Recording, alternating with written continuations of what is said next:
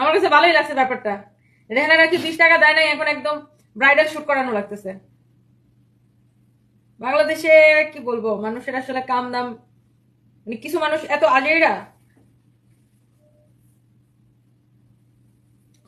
তো যাই হোক, ভালোই লাগছে আমার কাছে ব্যাপারটা। ওই যে কি যেন মনে বেরি ফুল কিনছিল 100 টাকা দিয়ে, কেন 20 টাকা দেয় নাই? পরে মানুষের কত কথা। এখন দেখলাম রেহানা রাখি আর দিশার মা ওই মেয়েটাকে ধরে এনে ব্রাইডাল শুট করাইছে, পেজ খুলে দিছে, পেজ খুলে দিছে। খুবই ভালো, ফোন কিনে দিছে ব্লক করে। ভালো হয়েছে তো। একটা মেয়ের ধরো রাস্তায় ঘুরে ঘুরে ফুল বিক্রি করতে কষ্ট করতো, এখন ওর একটা ভাগ্য, কখন কার ভাগ্যে কি লেখা আছে কেউ জানে না। এখন ওর ভাগ্য খুলে গেছে, তাই না? এখন ব্লগ করলে সে টাকা ইনকাম করবে। মানুষ ফুল বিক্রির বিনিময়ে ওর সাথে সেলফি তুলবে, ও তো এটার বিনিময়ে টাকা নিতে পারবে, যে ভাই সেলফি তুললে টাকা দিয়ে। এটা কিন্তু ভালো, মেয়েটার ভাগ্য খুলে গেছে। আমি কিন্তু জিনিসটাকে খুব অ্যাপ্রিসিয়েট করি, খুব পজিটিভলি দেখি এটা। মেয়েটার পুরো ভাগ্য খুলে গেছে, খুবই ভালো। বাট এত কেচা কেচি একটা জিনিস নিয়ে, ওরে ভাই 20 টাকা কেন দিল না, 20 টাকা কেন দিল না, এখন দেখেন পুরো মেয়ের কপালই খুলে গেছে।